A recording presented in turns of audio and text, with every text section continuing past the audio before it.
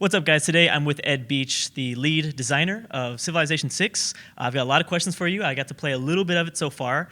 I guess I want to start off with global happiness. So global happiness has been removed.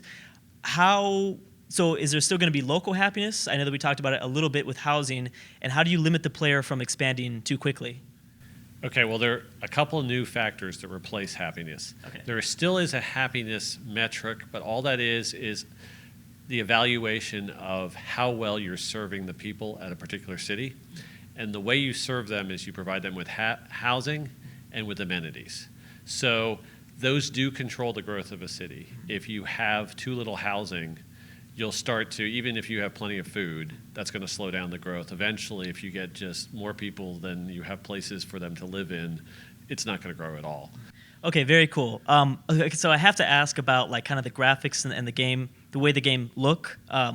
What was some of the inspiration and like what I guess why did you and your team decide to go in this direction with the look of Civ 6? Okay, well, I gave some really tough challenges to our art team. If you think about my first decision that we made and we came up with was we want to spread out the cities. And we want to spread them out into as many as 12 different districts. So we threw that at our artists and we're like, I'm sorry, that has to be there. That's a gameplay requirement and people are going to need that information.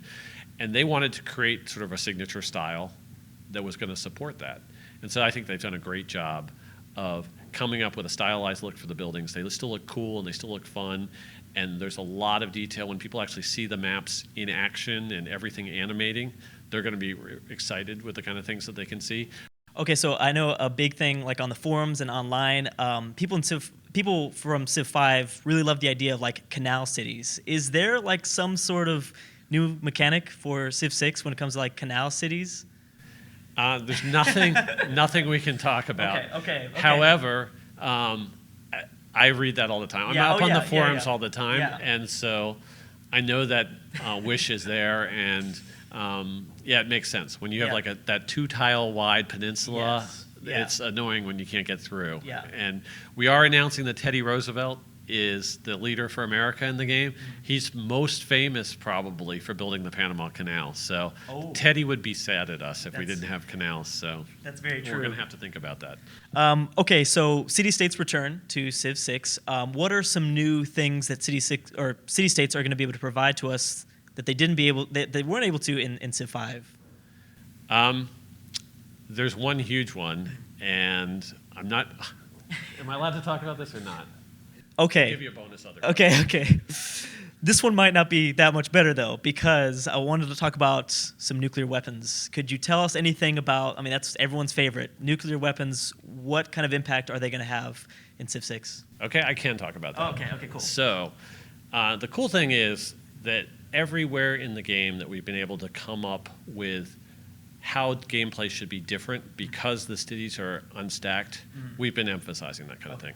So outside cities, when your army's approaching, there are all sorts of activities to rampage around the countryside, pillage the other guy's districts, pillage his improvements. We have strategic bombing so that when you get to the Air Force part of the game, you can specifically target, his industrial center, his scientific center, kind of hit him where it's really going to hurt him. Yeah, that's cool. And you don't even have to have forces on the ground necessarily to do it with a strategic bombing. So I'm not going to go into tons of explanation about how nukes work, but you can think about it that we're going to make sure that a nuclear blast, its impacts are applied on a tile-by-tile basis outside the city, because that's going to work with our unstacked city system. That's exciting. Okay, so I've got to ask because I know that, like, for me, kind of, I guess years after Civ 5 was released, I play a lot of like TSL games, like True Start location games. Is there going to be any sort of in-game mechanic on an Earth map where we can play like a True Start location? Sort of, you know what I'm trying to say here? Like, yeah, I know what you're trying to say, and I was amazed how big True Start location maps were with Civ 5. So. Exactly what level of support, I can't discuss that yet, but we've known that ever since we started Civ 6, that True Start location was something that we need to do a better job of than in previous games. And that's not just a factor in terms of like map scripting and other types of support, game setup support, but it's also important in terms of like civ selection. And if you look at the people who talk about the true start locations on the forums, they bemoan the fact that there's just not enough South American civs and those kind of things.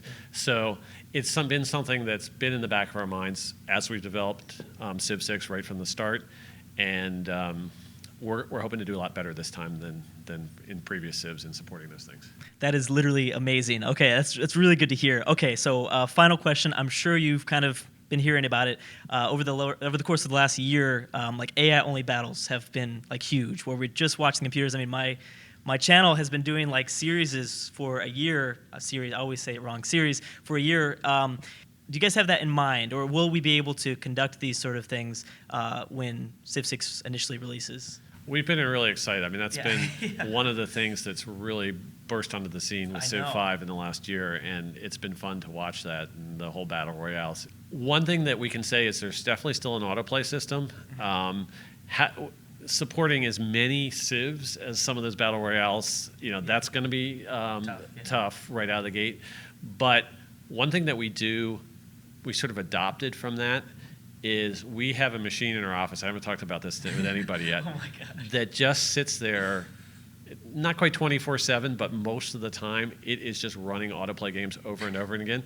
And what's been really fun about that is it's in the hallway in our office, and so everyone walking through there, they're heading out to lunch, and they just stop and they're like, "Whoa, I haven't seen that wonder yet," or look at the amazing, attack that's about to be unleashed and you just watch the AI games. It's just like, the enjoyment everyone's getting from the Battle Royale games, but we just have it kind of going on continually on one of the spare computers in our office, and it's just been a ton of fun to have it. Plus, it's great for, catching bugs and those kind of things as well. Oh, that's true. Yeah, I can't wait. Like, I'm hoping, like, one of the first things I do is just watch the AI, and I want to kind of just jump into that whole part of the game. So thank you so much, Ed, for giving me this interview. I can't wait for Civ 6. Honestly, it looks really good.